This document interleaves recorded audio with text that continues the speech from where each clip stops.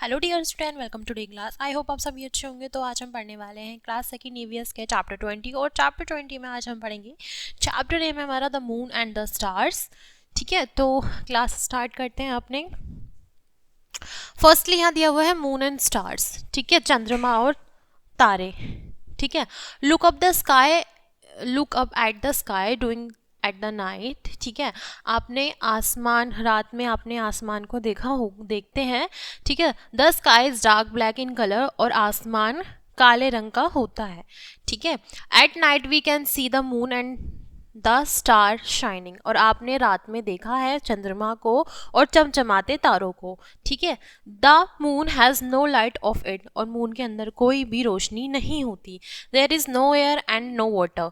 ठीक है, on the moon, और चंद्रमा के अंदर ना तो कोई हवा होती है और ना ही कोई पानी।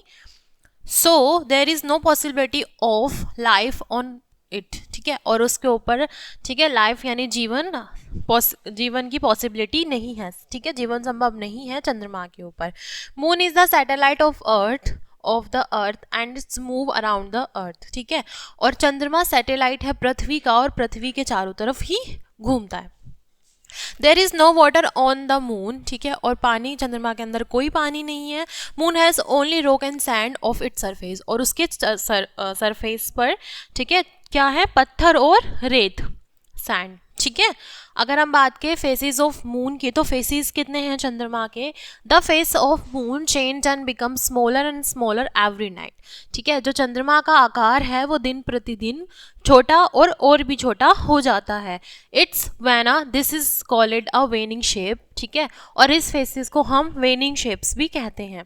The moon light is cool, जो चंद्रमा की रोशनी है वो बहुत ठंडी है। We see the moon is different faces, और चंद्रमा को हम अलग अलग फेसेस में भी देखते हैं। We see only that part of moon on which the sunlight false.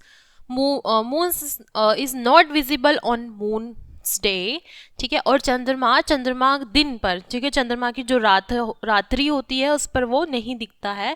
After a day और two we see crescent shaped of moon, और आप 2 दिन बाद उसकी आप एक नई और आकृति देखते हैं। This period of 14 days called a dark fortnight, और इस क्रिया को हम, जो चंद्रमा के जो फेसेस चलते हैं वो 14 दिन की होती है, और उसको हम क्या बोलते हैं? अंधेरी रात यानी डार्क फोरनाइट बोलते हैं। After the dark fortnight begins a bright fortnight, और उसके बाद एक, ठीक है, रोशनी भरा दिन निकलता है। ठीक है, जिसमें चंद्रमा की जो रोशनी होती है, जो लाइट होती है, वो और भी ज़्यादा ब्राइट हो जाती है।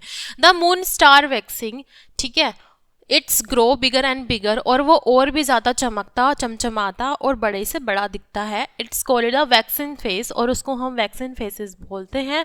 दस the langar month, it's about 20 days. ठीक है, और वो महीना 28 दिन का होता है। It's gain full size of on the 14 days. ठीक है, it's called the full moon day, और उसको हम, ठीक है, फुल मून डे बोलते हैं जिस दिन चंद्रमा पूरा दिखाई देता है। ठीक है, अगर हम बात करें star in the sky, look up the sky doing the night, और आपने क्या देखा? हम देखते हैं आकाश को, ठीक है, रात में। It is the dark black with many star, और वो काला और चमचमाता हुआ दिखता है तारों में। ठीक है, उसमें बहुत सारे तारे हमें चमचमाते हुए दिखते हैं। Which a fair of two twinkle, और वो, ठीक है, क्या करते हैं? वो चमचमाते हैं। They look small although they are very big because they are very far away from the earth. वो चंद्रमा के, मतलब पृथ्वी के काफ़ी पास दिखता है, तो हमें क्या दिखता है? इसी वजह से वो बड़ा दिखता है। The sun is also a star, और सन भी एक तारा है।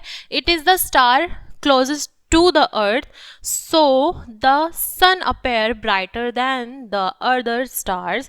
The size and the brightness of the stars keep changing, और जो स्टार की जो ब्राइटनेस होती है, ठीक है, वो चेंज होती रहती है। उनकी शेप, कुछ तारे बहुत बड़े दिखते हैं, कुछ बहुत छोटे दिखते हैं, इक्वल साइज के वो नहीं होते।